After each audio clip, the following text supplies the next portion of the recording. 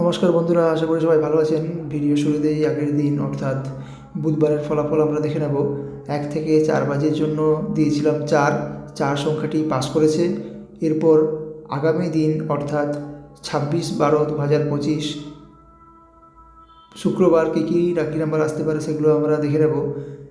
1 থেকে 4 বাজে শুভ সংখ্যা হবে, প্রথম শুভ সংখ্যা 7, আবারও বলছি 7, প্রার্থী নাম্বার 340566।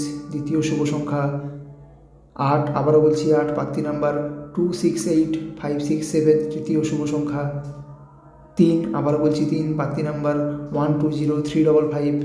চতুর্থ শুভ সংখ্যা 2, আবারও বলছি 2, প্রার্থী নাম্বার 570679।